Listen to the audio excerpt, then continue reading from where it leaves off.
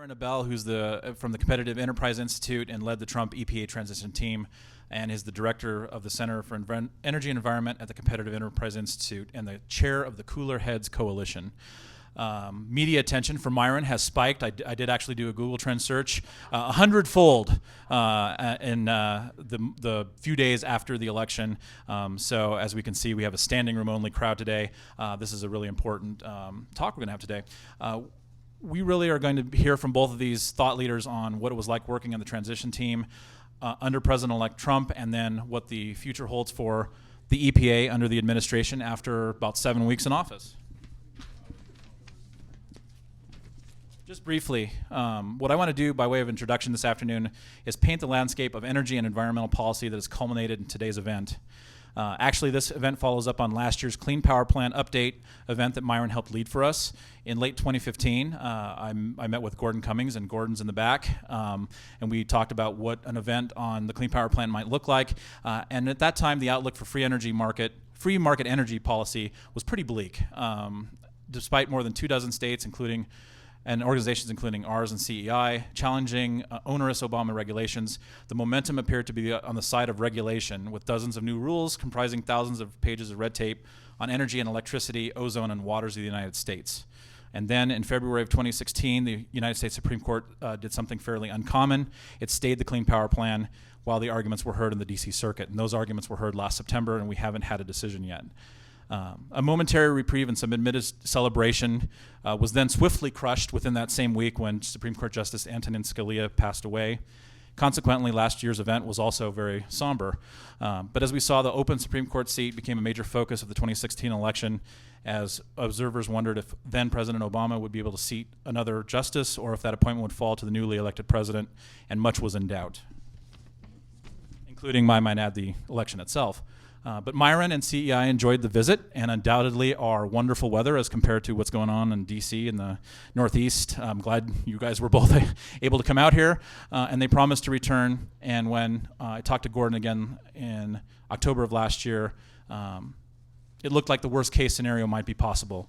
At least another 4 years of regulatory onslaught, meaning costly energy policy for little environmental gain, crony capitalism, a Supreme Court justice nominated by a possible President Clinton, and finally a federal takeover of states' rights to their own energy future. Yeah, it was pretty dismal. But all that doom and gloom changed on November the 8th, and as Amy and Myron will tell you, this event will be much more upbeat than it might have been. The Colorado Department of Public Health and Environment can no longer be the conduit, that's the words of one of the gentlemen that works for them, of the EPA, and Governor Hickenlooper was forced to drop his own planned executive order to give the state its own Clean Power Plan in January. And then one final word of thanks to CEI. This DC-based national think tank does policy the right way by creating partnerships to states rather than pushing a command and control DC-like model. And I would know because I worked for one of the other ones. CEI recognizes that there are 50 states, each with its own unique political climate and energy policy, not to mention geography, natural resources, and climate that doesn't work well with a one-size top-down regulatory policy. CEI provided a strong alliance and critical support to help launch the Energy Policy Center more than 7 years ago. So we really appreciate the intellectual ammunition and the speakers like Myron, and also William Yateman, who's a senior fellow at CEI, who've worked extensively with Amy and then both of us over these past few years to push back against costly fuel switching, the Ritter Hickenlooper New Energy Economy, and just recently on ending electric vehicle tax credits for the wealthy. So that's our thank you to CEI, and again, thank you for coming today. A few housekeeping rules. Myron's going to speak first, and then Amy is going to moderate questions, first her own questions, and then questions from the audience. We really want to be able to be audience participation, but she's going to have to repeat the questions so we can get it for the live stream folks.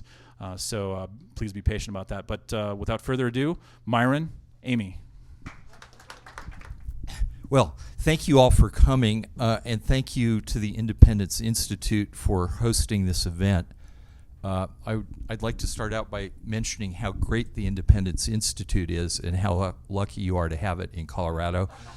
And you ought to take care of it, fund it fully, beyond their wildest dreams. And then you can start funding national groups. I could mention one. So thank you all for being here. It's a great pleasure for me to be here. Let me just start by saying, as I think everyone recognizes, this was a rather unusual presidential campaign. We had at least one very unusual candidate, and we now have a very unusual president. And when I was asked in late August, early September to lead the EPA transition team for the Trump campaign, I was sort of nonplussed. It's like, why me? I've never worked inside the federal government. I've never worked for the EPA. And the person heading the departmental agency teams said, well, Mr. Trump believes that the federal government cannot go on the way it is. And I said, well, I agree with that. And he said, and it requires fundamental transformation. Well, I agree with that. And that EPA is one of the biggest problems in terms of stopping investment in the economy. And I said, well, I agree with that. And he said, and Mr. Trump has even said we should try to abolish the EPA. And I said, well, I agree with that. And they said, well, that's why we asked you. So we recruited a very good team to be on the transition. And I should say that Amy was not the only one. The first person was Kathleen Zgama of the Western Energy Alliance. Her name was never made public because she did not join the landing team, and the landing team was the only part of the transition where they had to publish the names. So Amy joined after the election, and she did a fantastic job.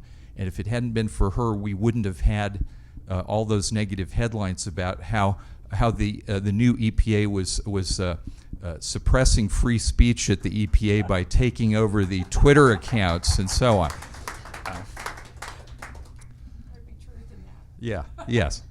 So we owe a lot to the work Amy did from a long distance. I mean, it wasn't easy coordinating. Now, the funny thing about the Trump campaign, and you may have noticed this, is it was rather policy light. They didn't publish a lot of white papers or, policy papers. In fact, they didn't publish any, as far as I'm aware. But starting in May, Mr. Trump, now President Trump, started to give a series of speeches on policy issues. And he gave several speeches on energy, climate, and the environment. And if you add up all the promises he made, it's about 42 or 43. And the purpose of the transition, we were told very explicitly, is to figure out how to implement every one of these promises. Now, this is pretty unusual. This is not the way candidates usually work. Once they get elected, they want to figure out how to fudge every single commitment they've made and get out of it because it's a lot of work.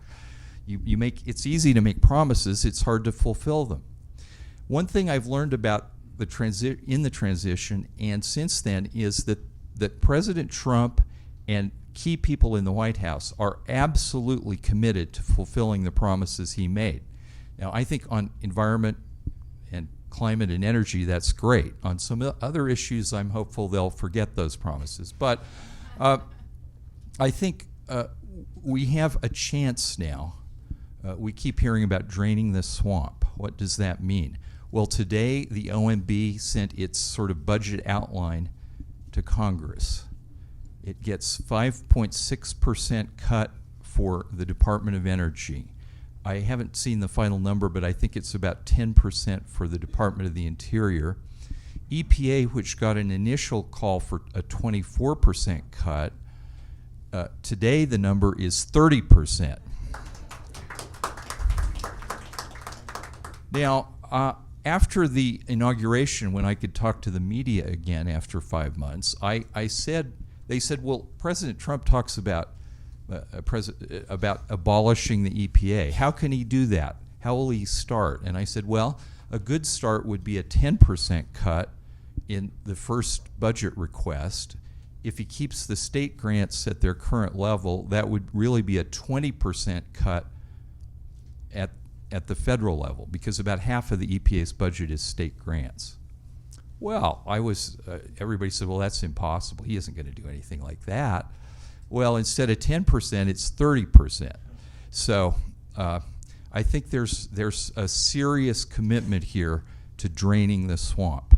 You can't, as Mick Mulvaney said, I said this too, but he actually put it more concisely. You can't drain the swamp if you don't get rid of some of the swamp creatures. So EPA is now slated for its 15,000 employees. We're going to get an initial cut of 3,200. Now, and I hope that includes a lot of regional people. About half the EPA's 15,000 are in the 10 regions. I don't know how many you have here in Region 8. You probably know that. About 508 employees. So let me just conclude by saying this is going to be a huge battle. Congress likes to, especially the people on the Appropriations Committee, like to spend money. That's how they have their power and influence, is by spending taxpayer money. They're going to fight this tooth and nail, and it won't just be the Democrats. It will be a lot of Republican appropriators. So if we're going to push back on the EPA and the environmental regulatory rampage that has been going on for a long time, the EPA was out of control before President Obama was elected. Now, it's been a lot more since President Obama was elected, but they've been out of control for a long time. So this is our chance. I view this as really our only chance. And there are a lot of regulations that President Trump promised during the campaign to withdraw or rescind or reopen or modify. I think we need to go beyond that. I think that's stage one. And then I think we need, in several areas, we need to go beyond it. I said I was just about finished, but I remember one other thing I want to say. The problem that you as Westerners in a federal land state have is President Trump made a lot of promises on, for example, climate. He said, we'll withdraw from the Paris Climate Treaty, defund UN climate programs, get rid of the 2 power plant rules, which we were talking about here last year with Ray Gifford and Amy, and get rid of the Waters of the U.S. rule, and so on. But on federal lands, he did not make a lot of promises. And moreover, he doesn't owe the West a lot. He lost Colorado, New Mexico, and Nevada.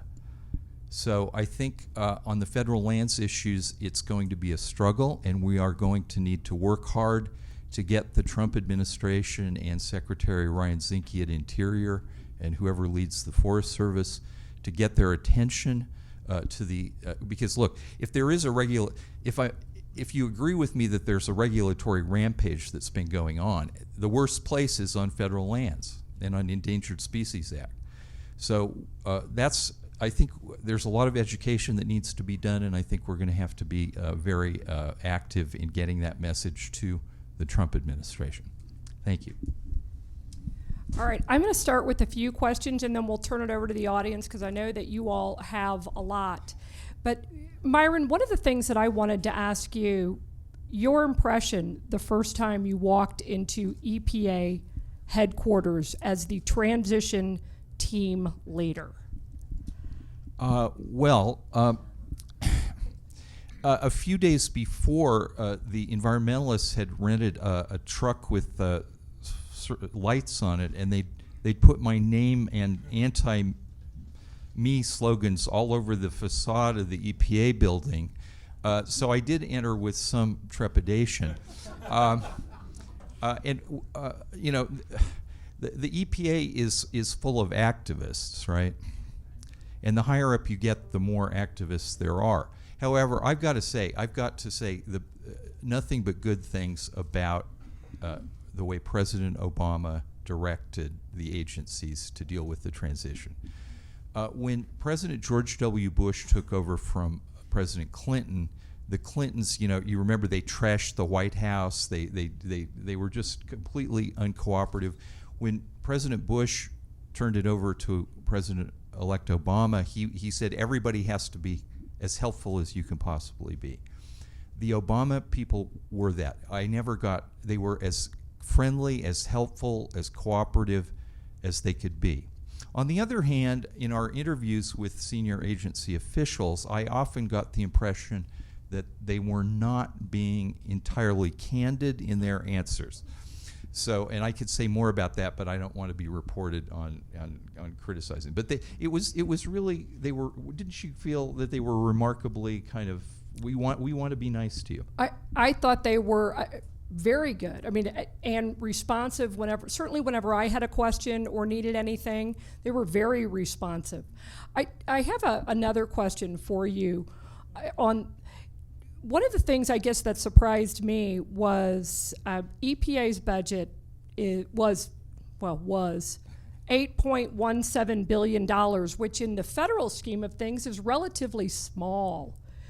But their influence is outsized of that. I thought in that it seemed like so many other agencies deferred to them on certain, for instance, climate policy, which gave them an inordinate amount of power. I guess that was what surprised me. Is there anything that surprised you when we finally got into it?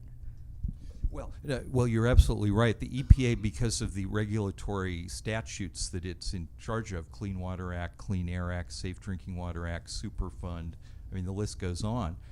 They have a huge amount of control. And the one thing that happened during the Obama administration that's quite remarkable is the amount of people who were detailed from their regular jobs to working on climate. So everybody says, well, EPA is already stretched thin. The environmentalists came out today and said, oh, they're already on a bare bones budget. They don't have enough employees. How could they possibly have a 30% budget cut? And yet President Obama was able to take a whole lot of people out of the air office, air and radiation office, and put them onto climate programs for which there's no statutory basis. So it seems to me that you're absolutely right. The regulatory reach of the EPA is enormous, even though it's not a cabinet-level department. Yeah, the influence on public and private land, it just seemed to me, and other agencies seemed huge to me compared to an $8.17 billion now, just north of $6 billion. No, I think it's 5.8. 5.8. But who's cheering? Yeah. Okay. Talk a little bit about so there were 15,400 employees at the EPA. 14,700. Okay, so 14,700. Who are those? How are they? Like the civil service, I've had people say, well, you just get rid of people. It's a little bit more difficult than that. Yes, there are two levels. There's the senior executive service. They have all kinds of protections, and then there are the unionized employees, the GS 14s, 15s, GS 5s, and 6s. They have a union. The senior executive service, you can't get rid of them. But you can transfer them. And one of the things, I hope I'm not giving away a confidence here, but one of the things that the transition leaders emphasized was that we want to use those senior executive service people more effectively, and that may often involve transferring them to other agencies. At which point they may decide to retire. So that's one thing you can do. But yes, a reduction in force is a big deal in the federal government. It isn't like a private company saying, hey, we're going bankrupt, we got to get rid of a lot of people. So it takes time. You can't start a reduction in force until I think 120 days into the new administration, and then it takes time after that, and these people have to be bought out at various levels. So I think it's we were joking about this before. There was a poll of a small poll of EPA employees before the election in which 25% said that if Trump were elected, they would either resign or retire. Well, we're waiting for them to line up here, because that's what we're going to need if we're going to get these budget numbers. And I just have a couple more questions, and then we'll turn it over to the audience. Assembling a transition team, what were your challenges? I mean, you were the one who was actually dealing with the sort of senior level transition personnel. Those of us on the team were just, we only had to deal with you, and that wasn't, that was great. But what was it like? What were the challenges within a transition team? Everybody thinks that I selected Scott Pruitt to be the EPA administrator. In fact, the transition, like previous transitions, or most previous ones, was in silos. So the agency teams were separate from the personnel team. And then I would say, look, Governor Christie was fired as the chairman right after the election. And I'm not a fan of Governor Christie, and I was in favor of that. But I got to say, I think he did a great job selecting the top personnel for the transition. I had nothing but good cooperation from them when I went to the higher ups and said, we have a problem here. It was always, yes, you're in charge. Let's get this fixed. So first of all, there was a huge amount of devolution of authority. For example, I picked my entire team. Now, at some point after the election, or even during the election, word came down from New York, we'd like you to put this person on it. And I pushed back because I said, well, I don't think this person quite fits here for one reason or another. They said, well, okay, that's fine. So, but what happened after the election, and you're aware of this, is an indication of the problems that the White House is having now. Because after the election, and they fired Governor Christie as chairman, they decided to re-vet every single person on the transition. Part of it was to find lobbyists, to seek out lobbyists and kick them off. Well, they could have done that in a week or two, or they could have done it in a few days. But instead, they took about a month. The word was that, the Trump campaign won with 80 people up at Trump Tower, and Hillary had 800 or 900. So when they found out that there were 300 people on the transition, they couldn't believe it. You don't need that many people. So there was this real problem with personnel during the transition, and I think you now see this with the problem at the White House. They got the cabinet people picked and nominated and confirmed on schedule, but it's only today that they've announced a few of the number 2 slots, the deputy secretaries. They're way behind on that. And I've heard, and I can't confirm this, I have no inside knowledge, I've just read in the papers, that whereas previous transitions of both parties had between 80 and 110 people in the Office of Presidential Personnel at this point, the Trump White House has 20. So if you wonder why they're not getting people appointed to assistant secretary slots and assistant administrator slots, I think this is the reason. There is a problem. Okay, so this is a 2-part question. Best moment for you on transition team, and would you do it again? Well, it had its ups and downs. It was very satisfying, and I feel very honored and privileged to be able to contribute to what I think is turning our country around. So the up was just being involved in a way I never thought I would be involved. And people say, well, why didn't you get an administration job? I don't want to work for the federal government. I think the federal government is the problem. I don't want to become part of the problem.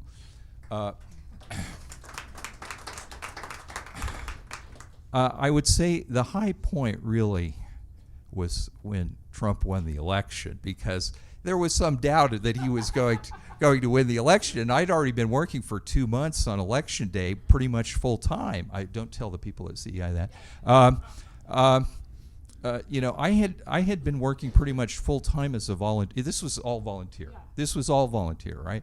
There is no pay involved. Yes, or a whole lot of other satisfactions like reimbursements for expenses or anything. Or accolades. Yeah. And the other problem, of course, is my name was leaked on September 26th, and of course the environmental pressure groups just went nuts, attacking me. And of course, you were the first person publicly added. Now, we had a bunch of people who were on the team whose names hadn't been published, but on December 1st, your name was published, and then you got attacked. I'd say the low points were that it's not clear to me. I mean, the purpose of the transition was to develop an action plan for implementing the president's agenda. At that time, the president-elect's agenda. It's not clear to me how seriously the people in the departments and agencies take that. The people in the White House take it seriously. I can't vouch for this, but I've been told that Steve Bannon has a list of all the 600 or so campaign promises on his office wall, and he's checking them off with a magic marker. So I think they're very serious in the White House. It's not clear to me whether, in our areas, Administrator Pruitt, Secretary Perry, Secretary Zinke, how committed they are to that agenda. And I think time will tell, and I hope they are. They're good people, they're competent people, they're, Scott Pruitt's a really good conservative, Federalist Society, State Attorney General in Oklahoma, the most conservative state in the nation. I was just there this week, and I can vouch for that. It's the most conservative state in the nation. So they're good conservatives. I just hope they really take what we did seriously, because that is the implementation of the Trump agenda. And I would say, for me, the high point was seeing the final product. It was incredible, that agency action plan, and we can't, of course, divulge everything that's in there, but it was really fulfilling to see that final plan, because based on the president's campaign promises, and to just be a small part of that was very cool. So, and thank you, Myron, for picking a Westerner and a woman. And I would walk down into D.C. the few times I was there and wear my bright red cowboy boots just to make sure they knew I was from Colorado. So I'd come in, I'd walk in, I walked into EPA, and immediately Shannon, she goes, "You're the one from Colorado." Well, easy to tell, I'm the only woman and from Colorado, but it was the cowboy boots, and I made sure I wore them every time I was there. So with that, we would love to take questions, and let's start with the president. We're going to defer to our great president of the Independence Institute, not Donald Trump. He didn't. Let me ask you the PR question. The fear mongering is already starting, and in a state like Colorado, where we love this state, it's the most beautiful in the country, to cut back on the EPA means endangering our state, endangering our environment. We're not going to have the regulatory protections that we have. How are you going to answer that we're going to be able to protect the beauty of our environment here in Colorado and still cut the EPA down to something manageable? How is that possible?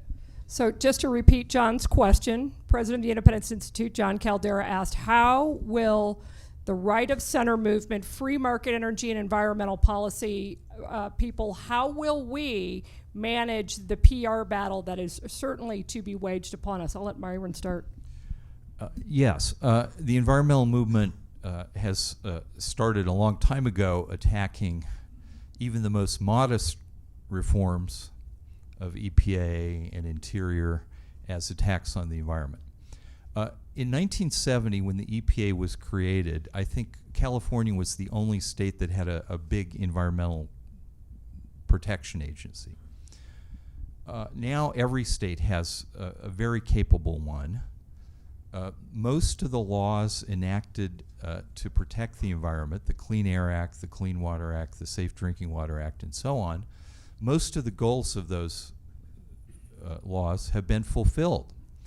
And largely, the work of monitoring and implementing those pollution laws has been devolved by the EPA to the states.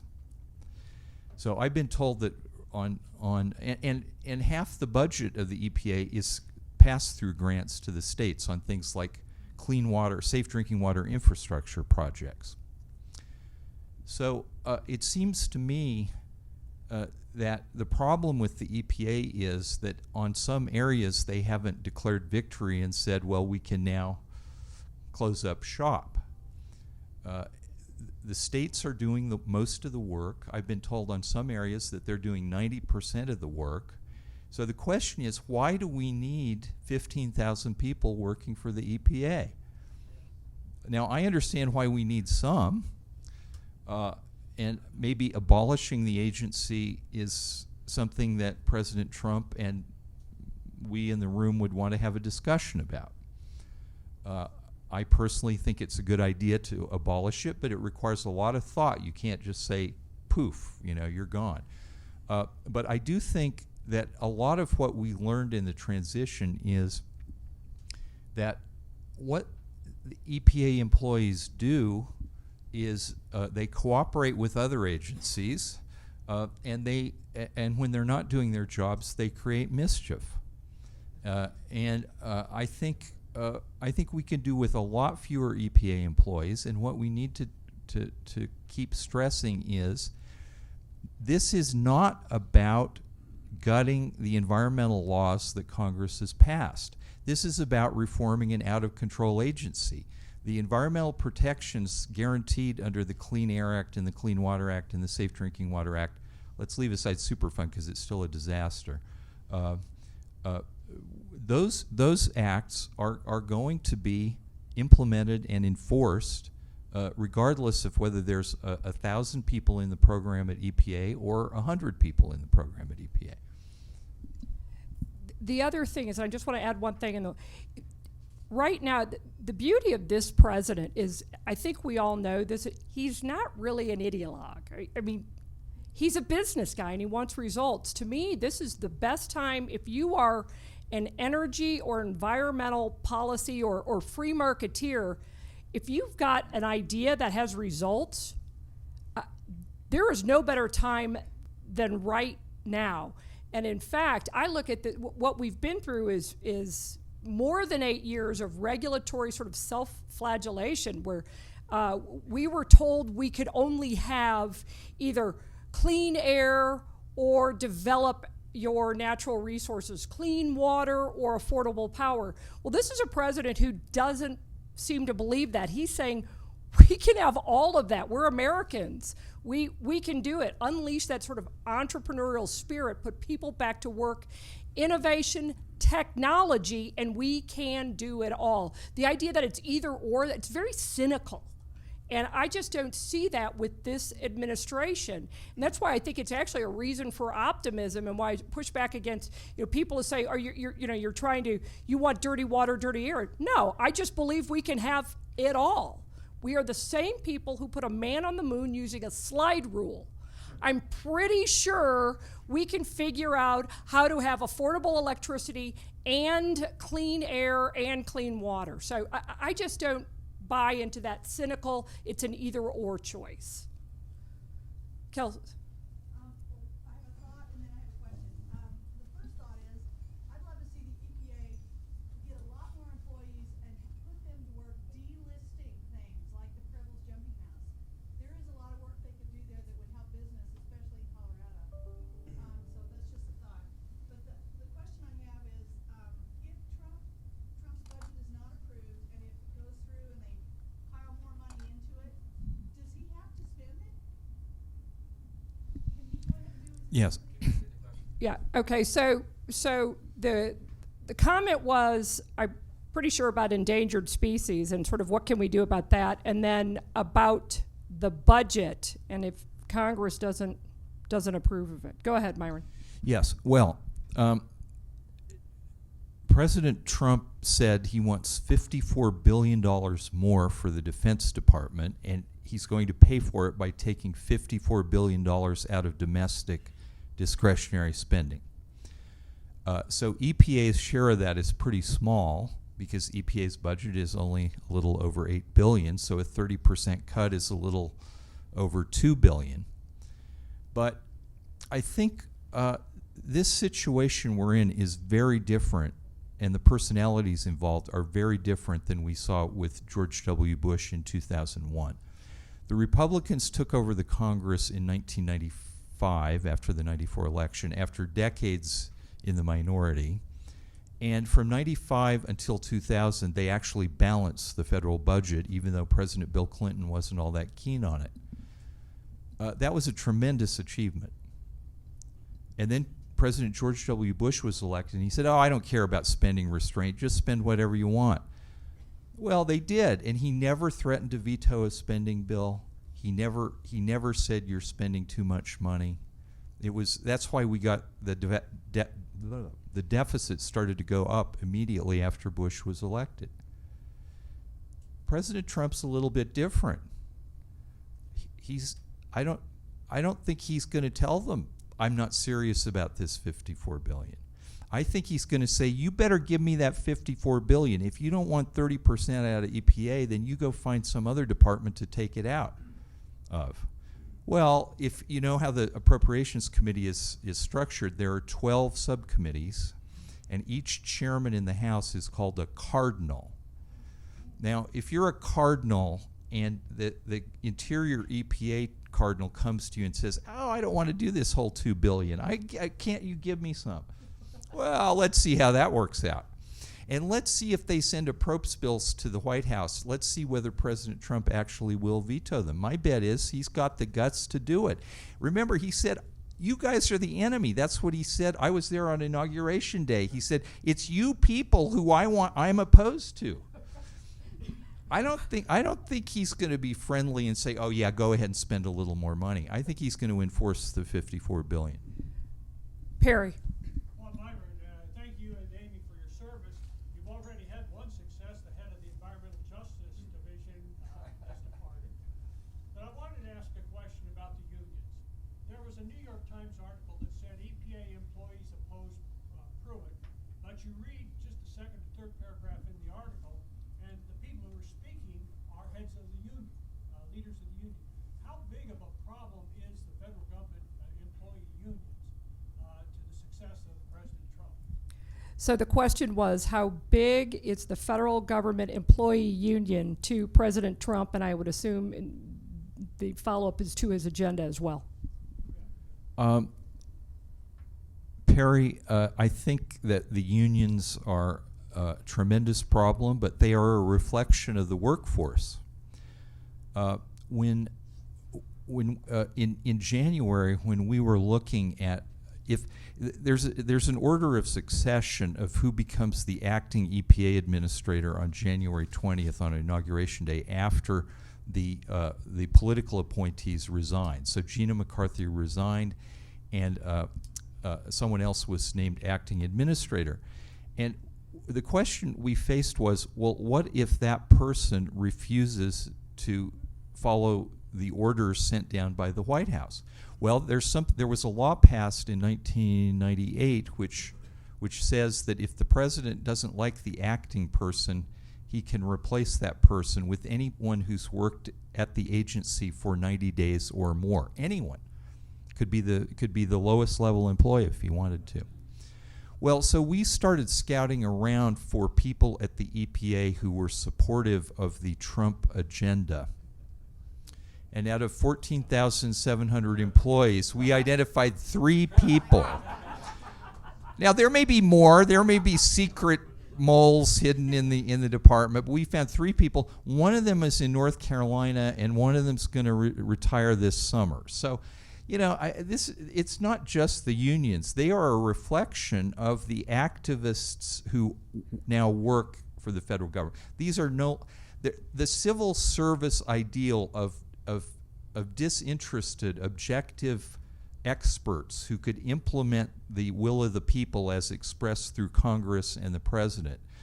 That model was always flawed, right? It was always kind of phony, but it's been completely abandoned. I mean, particularly at agencies like the EPA. These people are not objective experts who will implement what they're told. They are going to resist.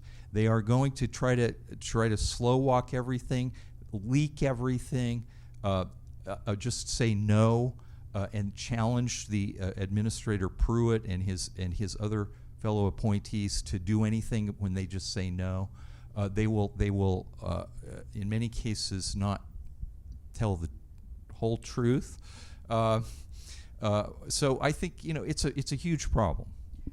With that kind of environment, it's hard to believe you even found 3, because coming out of the closet isn't easy when you not only are you not one of the cool kids, but you probably shouldn't even exist. There's a question back here. Myron, if you could talk about the Paris Climate Accord, did you make a recommendation on that, and what do you think Trump is going to do? Is he going to pull out of that? Great question. The question was about the Paris Climate Accord. There was also, as we know, a campaign promise to pull out of it. What's your prediction? Well, I'm not going to predict, but President Trump, starting on May 26th, said that he would withdraw from the Paris Climate Treaty. Remember, it is the Paris Climate Treaty. It is not an agreement. It's a treaty. And second, he would defund UN climate programs. Now, the easiest way to do all this is to withdraw from the UN Framework Convention on Climate Change, the underlying 1992 treaty, which President George Bush signed at the Rio Earth Summit in 1992, and the Senate ratified in September of 1992. The reason it's the easiest is because it only takes 1 year, and it gets us out of all kinds of problems. Because if we defund UN climate programs, then how can you remain a member of the UN Framework Convention on Climate Change if you're not paying your dues? Secondly, this little issue came up in March of last year. I think it was on March 16th or 17th of last year, the UN Framework Convention accepted Palestine as a full member. And under Public Law 103-236, passed in 1993 when President Clinton was in office and the Democrats controlled Congress, it is illegal to fund the United Nations or any agency of the United Nations that accepts Palestine as a full member. Well, President Obama sent $500 million to the Green Climate Fund in January, and the Green Climate Fund is part of the UN Framework Convention. So he was breaking the law. Now their rationale was, well, it's a treaty, not an agency. Well, it has something like 500 employees. It has a secretariat, an executive secretary. It has subsidiary bodies. It has the Green Climate Fund, the Global Environment Facility. It is an agency. You go to the UNFCCC.int and type in organization chart, and you will see that it is an agency. So it's illegal. So we need to stop funding the UN Framework Convention. Now, if we do that, then we should withdraw from the whole treaty. That wasn't the promise. The promise was to withdraw from the Paris Climate Treaty, which is a protocol to the Framework Convention.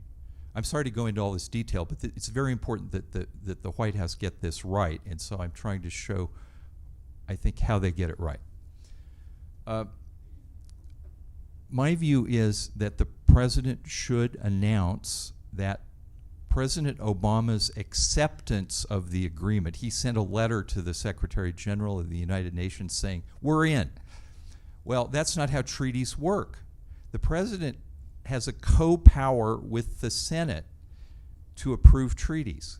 He never involved the Senate. He told the Senate to get lost. The treaty, President Trump should send the Paris Climate Treaty to the Senate and ask for a vote. It takes 2/3 to ratify a treaty. That would be an end of it. That's my view of what they should do. Now, I think we have on our side in this debate within the administration President Trump and some senior White House officials. It's been reported, and I assume it's accurate, that we have some opponents. Secretary of State Rex Tillerson, who said, well, we should keep a seat at the table, whatever that means. It means, as Secretary of State, he wants to, not have people angry at him, he doesn't want his fellow foreign ministers saying, oh, that's terrible that you're not in the Paris Climate Agreement. Well, the fact is that if we're getting rid of all of our domestic programs that President Obama promised as part of our nationally determined commitment under the Paris Climate Treaty, he's going to get grief every time they show up at their seat at the table. They're going to be attacked. Why not just say we're not coming anymore? So we got Secretary Tillerson against us. And remember, ExxonMobil supports a carbon tax, and the week after the election, they said, we support the Paris Climate Treaty. ExxonMobil, Rex Tillerson. And then we've got Jared Kushner and his wife, Ivanka Trump. They are part of the kinder, gentler side of the Trump administration. They are, as I understand it, typical wealthy Manhattanites with all of the political views of your typical wealthy Manhattanite. That isn't how President Trump got elected. Those aren't the people who voted for him. And you all in the room should be reminding the Trump administration and your members of Congress that the people who voted for President Trump want the United States out of the Paris Climate Treaty. And real quick, explain why it's important to get out. One of our good friends, Chris Horner, explained it. I think it was on CEI's blog, why it's important to be out of it. Yeah, we've been working on this for a long, long time. And my view is, and it's not maybe identical to Chris's, who's more of an expert than I am. He's a lawyer, and thank God I'm not. The Paris Climate Treaty is claimed not to have any mandatory commitments. That is, we submitted our own plan, a nationally determined commitment that is sort of housed separately from the treaty language. Well, if you look at it, Steve Yulee at the U.S. Chamber, who used to be at the Department of Energy, he's kept a running tally of all of our policies and how many emissions they will save or reduce. So our greenhouse gas emissions will go down under the policies of the Obama administration by 55% of our total commitment under Paris. So that means 45% more is to be found in future policies. So right now we're way below the target that we have promised under the Paris Climate Treaty. And yet if we take President Trump's promises and they are fulfilled, then we will be way below that 55% because the so-called Clean Power Plan is about 20%. So we're going to be at something like 30 to 35% of our promise. So what's going to happen? Here's what's going to happen. And in fact, the Attorney General of New York, Eric Schneiderman, one of Chris Horner's many famous Freedom of Information Act requests, yielded a document from the New York Attorney General's office that said, we have a plan to sue in federal court on the Paris Climate Treaty. Here's what will happen. If the Congress doesn't do anything to disavow the Paris Climate Treaty, and the Trump administration says, well, we'll go along with it, the environmental pressure groups and some of these left-wing attorneys general will go to federal court and say, this agreement has been accepted by the executive and the legislative branches. Therefore, it is a binding international commitment, and the court must enforce it on the Congress and the president. So if you think we can get out of the power plant rules and the methane rules and all the other fracking rules and all that stuff, if you think we can get out of that without withdrawing from the Paris Agreement, I think you're very naive. I don't think we can get out of I don't think we can undo any of the domestic Obama climate action plan or climate agenda without withdrawing from Paris. I'm sorry, that's a very long answer, but it's a very important issue. All right, last question, and then Myron, are you available for a few minutes? Okay. Go, Sean? Thanks, Myron. Thanks for your service.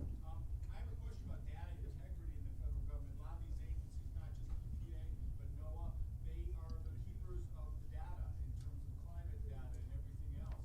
Given the way that the Obama administration politicized almost everything that went on in the agencies in an unprecedented way, will there be an effort to do a data integrity audit and go into these agencies and make sure that a lot of the data that is the core of a lot of these policies is honest data and it's trustworthy data? Because at this point, given the way things went in the Obama administration, I wouldn't put it past any of these agencies to fudge the data in a self-serving way. So the question was about politicized science and data, and what happened under the Obama administration, and what can we expect going forward?